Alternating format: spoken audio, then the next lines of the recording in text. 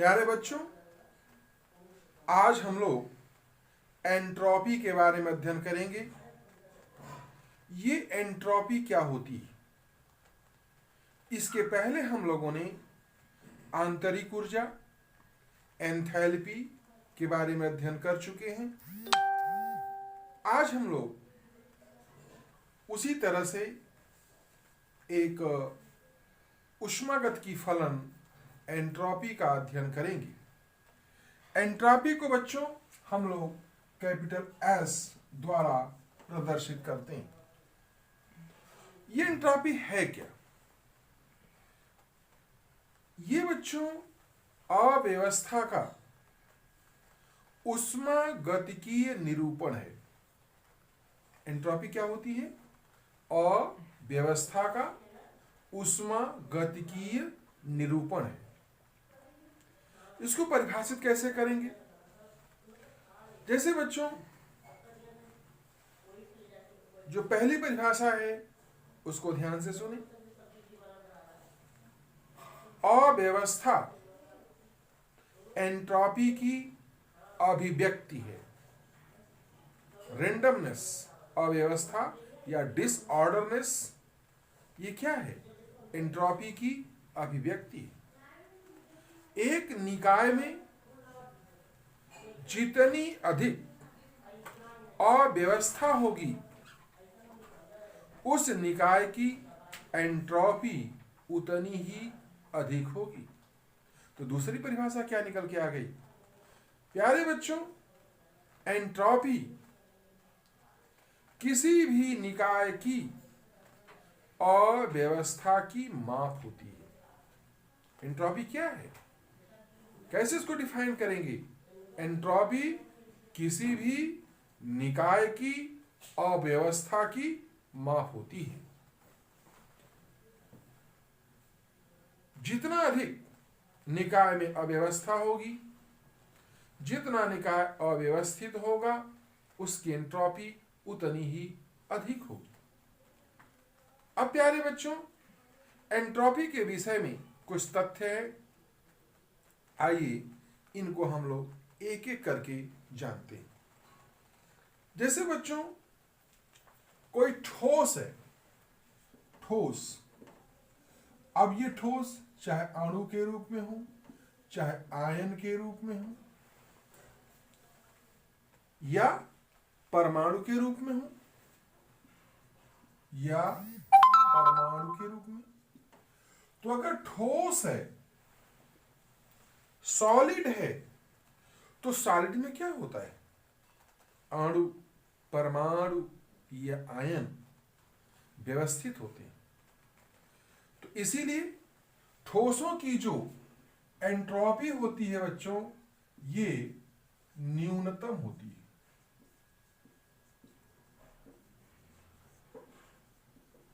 तो सबसे अधिक व्यवस्थित अवस्था कौन सी होती है?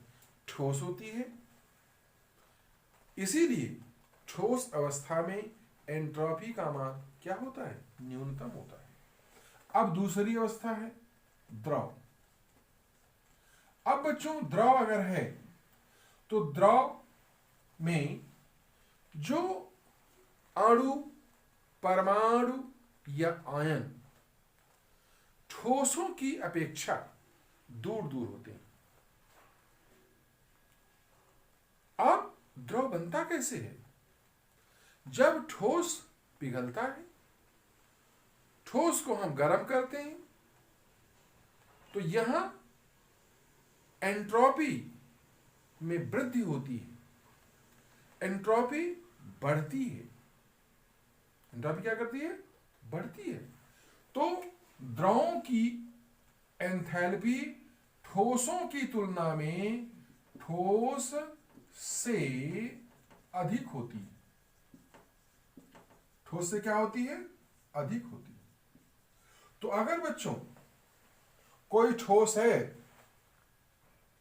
और उसकी कुछ एंट्रोपी है, अगर उसे हम गर्म करके द्रव अवस्था में ले जाएं, तो उसकी एंट्रोपी क्या करेगी? बढ़ेगी। और एंट्रोपी बढ़ेगी, इसका मतलब क्या? कि वहां पर एंट्रोपी में जो परिवर्तन होगा वो कैसा होगा? धनात्मक परिवर्तन होगा। किसी ठोस को द्रव में अगर हम परिवर्तित करते हैं तो एंट्रोपी बढ़ती है, अर्थात जो एंट्रोपी में परिवर्तन होता है वो कैसा होगा?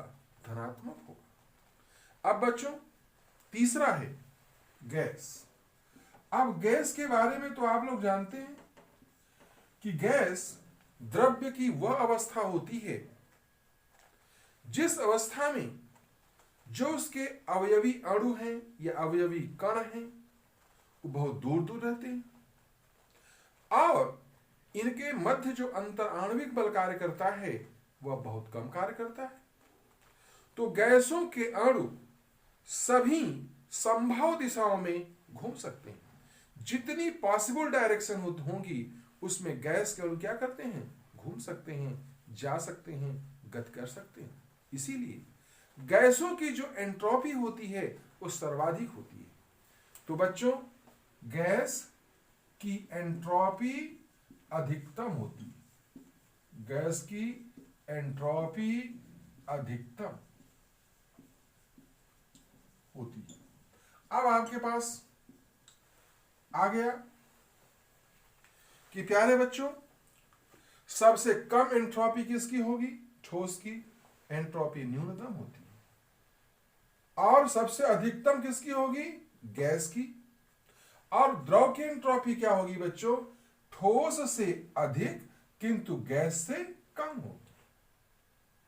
तो एंट्रोपी जो बढ़ने का ऑर्डर होगा तो सबसे कम एंट्रोपी किसकी हो गई? ठोस की, फिर किसकी हो गई? द्रव की, और फिर किसकी हो गई? गैस की। तो एंट्रोपी कैसे बढ़ती है? ठोस से द्रव, द्रव से गैस, यानी गैस की एंट्रोपी सबसे अधिक होती है। प्यारे बच्चों नंबर 4, अगर कोई द्रव है और इसे हमने गर्म किया तो गर्म करने पर क्या बन जाएगा? वाष्प बन जाएगा। तो अब यहां पर जो एंट्रोपी होगी वो बढ़ जाएगी, यानी एंट्रोपी जो परिवर्तन है वो कैसी होगी? धनात्मक होगी। ध्यान दीजिए, चूंकि द्रव है तो द्रव अवस्था में एंट्रोपी का मान कम होगा, लेकिन जब वही वाष्प बन जाएगी तो एंट्रोपी का मान बढ़ जाएगा। तो द्रव को गर्म करने से जब वाष्प बनता है तो एंट्रोपी बढ़ती है, अर्थात एंट्रोपी परिवर्तन कैसी होगी? धनात्मक होगी। बात समझ गए? तो बच्चों द्रव को वाष्प में बदलने पर उसकी एंट्रोपी का मान बढ़ता है, अर्थात उसका एंट्रोपी परिवर्तन क्या होता है? धनात्मक होता है। प्यारे बच्चों अभी हमने आपको बताया कि जब ठोस द्रव में बदलता है और द्रव से फिर गैस में बदलता है तो वहां बच्चों अणुओं की जो स्वतंत्रता है, अणुओं की स्वतंत्रता बढ़ती जाती है। तो जैसे जैसे अणुओं की स्वतंत्रता बढ़ती है तो स्वतंत्रता के कारण उसका जो एंट्रोपी का मान क्या करता है बच्चों? बढ़ता है। अब आइए अब हम लोग चर्चा करें नंबर 5। अब बच्चों जैसे कोई अभिक्रिया है तो उस अभिक्रिया में अगर उत्पाद के अणुओं, जो उत्पाद के अणु हैं, अगर उधर गैस के अणु ज्यादा हैं, क्या है बच्चों? गैस, यानी कोई रिएक्शन हो रहा है और उत्पाद के मोलों की जो संख्याएं हैं वो गैस अवस्था में ज्यादा हैं तो उसकी एंट्रोपी क्या करेगी? बढ़ेगी। जैसे ये है नंबर 5 2HgO, आप देख रहे हैं। अब यहां पर ये क्या बन गया? 2Hg plus O2। अब ये जो मर्क्यूरिक ऑक्साइड है ये कैसा होता है बच्चों? ठोस होता है। यस, ये G क्या है? द्रव होती है, और ये क्या है? गैस। तो आप देख रहे हो कि यहां क्या है? ठोस है, ये सॉलिड है। तो सॉलिड को जब आपने गर्म किया तो यहां क्या बन गया? ये लिक्विड बन गया, और ये क्या बन गया? गैस बन गया। तो अभी हमें क्या बताया था हमने कि बच्चों ठोस का जो एंट्रोपी होती है वो कैसी होती है, सबसे कम। अगर उससे द्रव बन गया, गैस बन गए, तो एंट्रोपी बढ़ गई। तो एंट्रोपी बढ़ गई यानी यहां पर जो बच्चों एंट्रोपी का परिवर्तन होगा, एंट्रोपी परिवर्तन कैसी हो गई, धनात्मक हो गई, पॉजिटिव हो गई। दूसरा, जैसे बच्चों हम लोग लेते हैं कैल्शियम कार्बोनेट। इस कैल्शियम कार्बोनेट ठोस को जब हम गर्म करते हैं तो ये क्या बनती है, calcium oxide solid plus carbon dioxide gas. अब यहां ये ठोस है और यहां ये भी ठोस है, लेकिन ये क्या है, गैस है। तो इधर जो अभिकारक है इसकी एंट्रोपी कम होगी क्योंकि ठोस है, लेकिन इस तरफ की एंट्रोपी क्या बढ़ गई, क्यों बढ़ गई, क्योंकि यहां गैस है। तो यहां पर भी जो एंट्रोपी परिवर्तन होगा वो कैसा होगा बच्चों, धनात्मक होगा। तीसरा है बच्चों, जैसे जब आप सोडियम कार्बोनेट को, सोडियम बाइकार्बोनेट को गर्म करते हो तो सोडियम बाइकार्बोनेट ठोस है, जब इसको आपने गर्म किया तो क्या बन गया, Na2CO3 बन गया सॉलिड, और क्या बन गया, H2O, और क्या बन गया, कार्बन डाइऑक्साइड। अब यहां पर बच्चों जब हम लोग गर्म करते हैं तो ये H2O भी गैस अवस्था में निकलता है, वाष्प अवस्था में, और ये कार्बन डाइऑक्साइड भी क्या है, गैस अवस्था में। तो अगर आप देखो यहां क्या है, सॉलिड है, यहां क्या है, सॉलिड गैस गैस, यानी गैसियस उत्पादों की संख्या बढ़ गई। तो जब बच्चों गैसियस उत्पादों की संख्या बढ़ जाती है तो एंट्रोपी परिवर्तन कैसी हो गई, धनात्मक हो गई। तो प्यारे बच्चों इन अभिक्रियाओं में आप क्या देख रहे हैं कि जो सॉलिड अभिकारक हैं, जब अभिक्रिया होती है तो जो उत्पाद बनते हैं वो गैसियस उत्पादों की संख्या बढ़ गई, जिनके कारण एंट्रोपी का मान क्या होता है, बढ़ जाता है।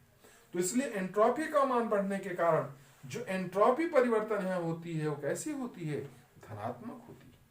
लेकिन प्यारे बच्चों इसका अपोजिट अब हम लोग बात करेंगे। जैसे नंबर 6, ऐसी अभिक्रियाएं जिनमें गैसियस मोलों की संख्या कम होती है, यानी गैसियस मोलों की संख्या कम होती है, अभिकारक ठोस से बदलते हैं। नंबर 6, जैसे आप देख रहे हैं NH3, NH3 क्या है, गैस, HCl क्या है, गैस। अब यहां क्या बन गया, NH4Cl कैसा बन गया, सॉलिड। अब बच्चों ये भी गैस थी, क्या थी, गैस, ये भी क्या है, गैस। तो इधर की एंट्रोपी क्या हो गई, अधिक, इधर की एंट्रोपी क्या हो गई, अधिक, और ये क्या है, ठोस, और अगर ये ठोस है तो इधर की एंट्रोपी क्या हो गई, कम। तो एंट्रोपी परिवर्तन कैसा हो गया, ऋणात्मक।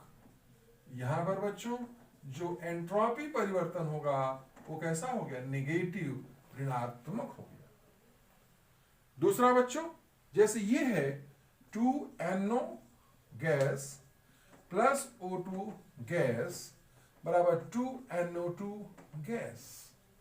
अब यहां पर ये सभी क्या है, गैस है, ये भी क्या है, गैस है, लेकिन यहां कुल मोलों की संख्या कितनी है, 3, और यहां कुल मोलों की संख्या कितनी है, 2। तो आप क्या देख रहे हो कि गैस ये भी हैं, गैस ये भी हैं, लेकिन यहां गैसों के कुल मोलों की संख्या कितनी है, 3 है, और यहां कितनी है, मात्र 2 है। तो गैसों के मोलों की संख्या क्या हुई, घट गई। तो यहां पर भी जो बच्चों एंट्रोपी परिवर्तन होगा वो कैसा होगा, नेगेटिव होगा। यानी इस अभिक्रिया में भी एंट्रोपी परिवर्तन का मान ऋणात्मक होगा। ये बात समझ गए बच्चों। अब नंबर 8 हम लोग नंबर 7 बात करेंगे, 7। जैसे बच्चों अगर ताप बढ़ाएं तो ताप बढ़ाने से क्या होता है, ताप बढ़ाने से एंट्रोपी का मान बढ़ता है। ताप बढ़ाने से एंट्रोपी क्या करती है? बढ़ती।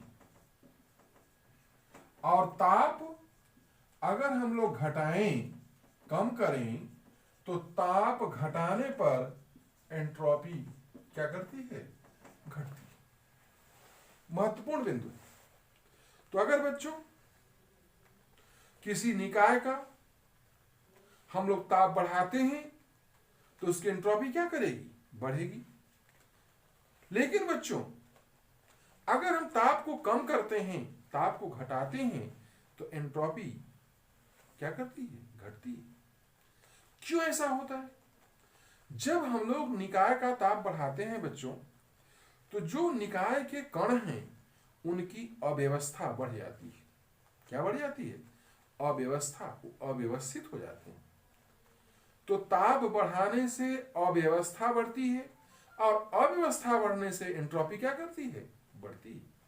लेकिन घटाने से अव्यवस्था कम होती है और एंट्रोपी का मान क्या करता है? घटता है। इसे हम लोग ध्यान से देखेंगे। लेकिन बच्चों एक चीज ध्यान रखना है, आपको पता हो गया कि एंट्रोपी क्या है। एंट्रोपी किसी भी निकाय का जो अव्यवस्था होती है उसकी माप होती है। अब बच्चों अगर किसी निकाय का ताप उसके कणों की अनियमित गति का मापन होता है, ध्यान देना है, क्योंकि ताप बढ़ाने से अनियमित गति बढ़ती है। और यह पाया गया बच्चों कि निम्न ताप पर किसी निकाय को दी गई ऊष्मा उसी निकाय को उच्च ताप पर दी गई ऊष्मा की तुलना में अधिक अव्यवस्था उत्पन्न करता है। पुनः ध्यान से सुन लें। किसी निकाय को निम्न ताप पर दी गई ऊष्मा उसी निकाय को उच्च ताप पर उतनी ही मात्रा में दी गई ऊष्मा की तुलना में अधिक अव्यवस्था उत्पन्न करता है। इसका मतलब क्या हो गया कि जो एंट्रोपी है, इसका मतलब क्या हुआ कि एंट्रोपी परिवर्तन ताप के व्युत्क्रमानुपाती होती है। किसकी व्युत्क्रमानुपाती होती है? ताप की। तो उत्क्रमणीय प्रक्रमों के लिए, किसके लिए बच्चों? उत्क्रमणीय प्रक्रमों के लिए जो एंट्रोपी परिवर्तन डेल्टा यस है, यह किसके बराबर होगा? ये बच्चों Q रिवर्सिबल बटे डेल्टा टी के होता है। तो यहां ये जो डेल्टा यस है, यानी एंट्रोपी में परिवर्तन दिए गए ऊष्मा के समानुपाती और ताप के क्या हो गया? व्युत्क्रमानुपाती। तो अब यहां पर बच्चों अगर हम लोग एंट्रोपी परिवर्तन की परिभाषा दें तो क्या दे सकते हैं? समतापीय और उत्क्रमणीय अवस्थाओं में निकाय को दी गई ऊष्मा बाय क्यू रिवर्सिबल, निकाय को दी गई ऊष्मा और स्थिर ताप T के अनुपात को एंट्रोपी में परिवर्तन डेल्टा यस कहते हैं। तो यहां बच्चों डेल्टा यस नहीं बल्कि T लिखेंगे। तो यहां डेल्टा यस बराबर Q रिवर्सिबल बटा T। अब परिभाषा फिर से सुन लें। समतापी और उत्क्रमणीय अवस्थाओं में निकाय को दी गई ऊष्मा Q और स्थिर ताप T के अनुपात को एंट्रोपी परिवर्तन कहते हैं। तो एंट्रोपी परिवर्तन क्या हो गया? Q reversible by T। अब बच्चों नंबर नेक्स्ट 9, ये एंट्रोपी जो होती है यह बच्चों अवस्था फलन है। कैसी फलन है बच्चों? अवस्था फलन है। ये जो एंट्रोपी है निकाय की अवस्था पर निर्भर करती है, न कि पथ पर। यानी अवस्था को किस विधि द्वारा प्राप्त करते हैं, कैसे प्राप्त करते हैं, किस रास्ते से प्राप्त करते हैं, उस पर निर्भर नहीं करती। तो एंट्रोपी किस बात पर निर्भर करती है? केवल अवस्था पर। तो अगर अवस्था पर निर्भर करती है तो जो एंट्रोपी परिवर्तन होगा वह किसके अंतिम अवस्था की जो एंट्रोपी होगी, यानी यस ऑफ अंतिम अवस्था माइनस यस ऑफ प्रारंभिक अवस्था। तो एंट्रोपी में परिवर्तन किस बात पर निर्भर कर रहा है? अवस्था पर। क्यों? क्योंकि एक अवस्था फलन है। तो एंट्रोपी में जो परिवर्तन होगा वो किसके बराबर होगा? यानी अंतिम अवस्था माइनस एंट्रोपी ऑफ प्रारंभिक अवस्था। अगर यस अंतिम अवस्था में से एस प्रारंभिक अवस्था को घटा दिया जाए तो क्या निकल के आ जाएगा? एंट्रोपी में परिवर्तन। और यही एंट्रोपी में परिवर्तन बराबर किसके है? अभी आपने देखा कि delta S equal to q reversible by T की। तो ये जो डिफरेंस आएगा डेल्टा एस वो किसके बराबर हो गया? Q reversible by T. अब यहां पर बच्चों जो क्यू रिवर्सिबल है यह उत्क्रमणीय, रिवर्सिबल का मतलब उत्क्रमणीय दशाओं में निकाय को दी गई ऊष्मा है। और यह बच्चों अनुत्क्रमणीय प्रक्रमों के लिए सत्य नहीं है। यह केवल और केवल किसके लिए है? उत्क्रमणीय प्रक्रमों के लिए तो सत्य है, लेकिन बच्चों अनुत्क्रमणीय प्रक्रमों के लिए ये जो संबंध है डेल्टा एस बराबर क्यू रिवर्सिबल बाई टी सत्य नहीं है। इसे भी ध्यान रखना है। दूसरी चीज बच्चों, एंट्रोपी का मात्रक क्या होगा? तो एंट्रोपी का जो मात्रक होता है बच्चों जूल प्रति केल्विन। एंट्रोपी का जो मात्रक होगा क्या होता है? जूल बाई क्यू है ना, तो जूल प्रति केल्विन प्रति मोल। जूल प्रति केल्विन प्रति मोल होता है। तो एंट्रोपी का मात्रक क्या होगा? जूल प्रति केल्विन प्रति मोल होता है। इसे शॉर्ट में हम लोग ऐसे भी लिख सकते हैं जूल प्रति केल्विन प्रति मोल, यानी जूल के टू द पावर -1 और मोल टू द पावर -1। तो यहां पर प्यारे बच्चों ध्यान रखना है कि ये जो संबंध है ये केवल उत्क्रमणीय प्रक्रमों के लिए है, अनुत्क्रमणीय प्रक्रमों के लिए नहीं है। डेल्टा एस यानी कि जो एंट्रोपी होती है इसका मात्रक क्या होगा? जूल प्रति केल्विन प्रति मोल या जूल के to the power -1 and mole to the power -1 होता है। और एक चीज और ध्यान देना है बच्चों, अगली चीज हम लोग बात करेंगे, जो अगर कोई उत्क्रमणीय प्रक्रम है, ध्यान देना है, उत्क्रमणीय प्रक्रम के लिए जो एंट्रोपी में परिवर्तन होता है, एंट्रोपी में जो चेंजेस आते हैं उसका मान 0 होता है। तो नंबर नेक्स्ट कौन सा नंबर था भाई? नंबर 10। एंट्रोपी में परिवर्तन डेल्टा एस बराबर 0 किसके लिए? उत्क्रमणीय निकायों के लिए। ऐसा निकाय या उत्क्रमणीय प्रक्रमों के लिए, ऐसे प्रक्रम जो क्या है? उत्क्रमणीय हैं, उनके लिए डेल्टा एस का मान क्या होगा? 0 होगा। एंट्रोपी परिवर्तन का मान क्या होगा? 0 होगा। और एक चीज और भी ध्यान दीजिएगा, ये जो एंट्रोपी है एक विस्तीर्ण गुण भी है। कैसा गुण है? इसके पहले हमने बताया कि अवस्था फलन है, और अवस्था फलन के साथ साथ ये विस्तीर्ण गुण भी है। अब 11वें चीज की हम बात करेंगे बच्चों, अगर कोई निकाय चक्रीय प्रक्रम में हो रहा है, कैसे हो रहा है? चक्रीय प्रक्रम में। तो अगर कोई भी प्रक्रम चक्रीय प्रक्रम हो रहा है तो इसके लिए भी डेल्टा एस का मान क्या होगा? 0 होगा। तो चक्रीय प्रक्रमों के लिए भी जो डेल्टा एस का मान 0 होता है, तो अगर एनी साइक्लिक प्रोसेस है, कोई चक्रीय प्रक्रम है, तो उसके लिए भी एंट्रोपी परिवर्तन का मान कितना होता है? 0 होता है। तो आपने क्या देखा कि उत्क्रमणीय प्रक्रमों के लिए, और चक्रीय प्रक्रमों के लिए एंट्रोपी परिवर्तन का मान कितना होता है? 0 होता है। बात समझ गए? तो आज आपने पढ़ा बच्चों एंट्रोपी क्या है, एंट्रोपी क्या होती है। एंट्रोपी बच्चों किसी भी निकाय के अव्यवस्था की माप होती है। जिसकी अव्यवस्था जितनी अधिक होगी उसकी एंट्रोपी उतनी ही अधिक होगी। आपको हमने बताया ठोस की एंट्रोपी सबसे कम और गैस की एंट्रोपी सबसे अधिक होती है। यानी किसी भी ठोस की एंट्रोपी न्यूनतम और उसी के द्रव की एंट्रोपी उससे अधिक और उससे बना हुआ द्रव से बना हुआ जो गैस होगा उसकी एंट्रोपी सबसे अधिकतम होती है। तो जिधर गैसियस अवस्था ज्यादा होगी उसकी एंट्रोपी अधिक होगी।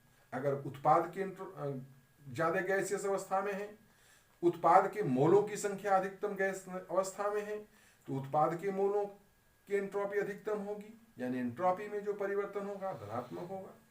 लेकिन यदि अभिकारकों के जो मोल हैं वो अधिकांश गैस अवस्था में है या द्रव अवस्था में है, तब उनके एंट्रोपी अधिक होगी उत्पाद की तुलना में। तो जिधर गैस या द्रव के मोलों की संख्या अधिक होगी बच्चों, एक चीज ध्यान रखना है, उधर एंट्रोपी का मान अधिकतम होगा। बात समझ गए? तो ये रहा बच्चों आज एंट्रोपी क्या होती है और एंट्रोपी के संबंध में कुछ आवश्यक बातें। बात समझ गए? तो इसके साथ इसे आप लोग पढ़ेंगे, नोट करेंगे, कॉपी में लिख लेंगे, ठीक है। कॉम्पिटिटिव एग्जाम में चूंकि आते हैं, एंट्रोपी पे क्वेश्चंस आते हैं, तो इसे आप लोग कॉपी में लिख करके विधिवत याद करेंगे और अपने साथियों में शेयर भी करेंगे। धन्यवाद।